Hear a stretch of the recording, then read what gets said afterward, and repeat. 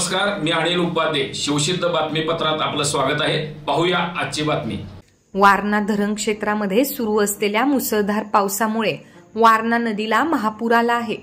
हातकणंगले तालुक्यातील भेंडवडे गावामध्ये मुख्य चौकामध्ये 4 ते 5 फूट महापुराचे पाणी आले असून सुमारे 250 कुटुंबांचे योग्य ठिकाणी स्थलांतर करण्यात आले आहे. आरोग्य उपकेंद्रात ही पाणी आल्याने तिथली यंत्रणा कोलमडली असून आरोग्य कर्मचाऱ्यांनी मात्र न डगमगता सुरक्षित ठिकाणी जाऊन पूरबाधित कुटुंबियांच्यावर उपचार केले आहेत. सध्या महापुराची व्याप्ती वाढत असून आणखी काही कुटुंबांना स्थलांतर करण्यात येत आहे. खोचीला जाणारा रस्ताही पूर्णपणे बंद आहे.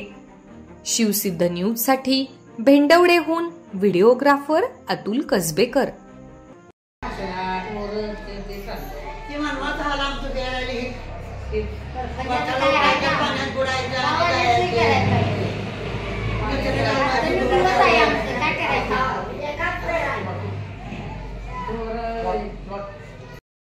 आम्हाला धन दौलत तासभर दिलेली सपून जाते आणि पाणी दिलेलं आज खाल्लं की उद्या सपतंय.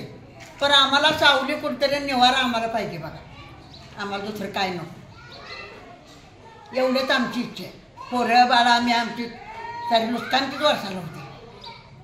आता माझी 30,000ची गाय दूध देण्यात झाल्या. काय करायचं सांगा त्याला.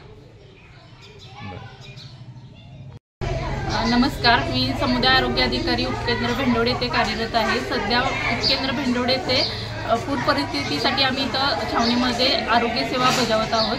तर गेले 2 दिवस भेंडवडे गाव हे पूरग्रस्त भाग झालेला आहे. त्यामध्ये बागडी गल्ली तसेच कोळी गल्ली या ठिकाणी पूरग्रस्त आहेत. त्यांना आपण स्थलांतरित करून प्राथमिक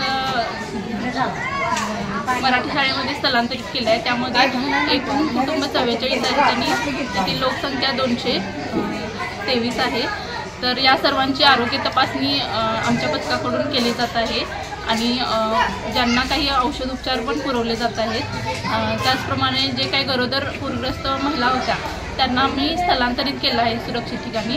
तसंच जे अंथरुणावरती खिळून राहिलेले पेशंट होते त्यांनाही स्थलांतरित करण्यात आले आहे. आज सकाळी 2 पेशंटना मी संदर्भ सेवा देऊन त्यांना CPR शिफ्ट करण्यात आले आहे.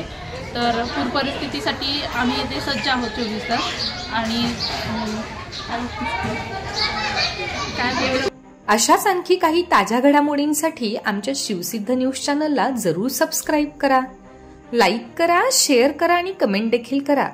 आणि बेल आयकॉनला प्रेस करा, नोटिफिकेशन्स ऑन करा.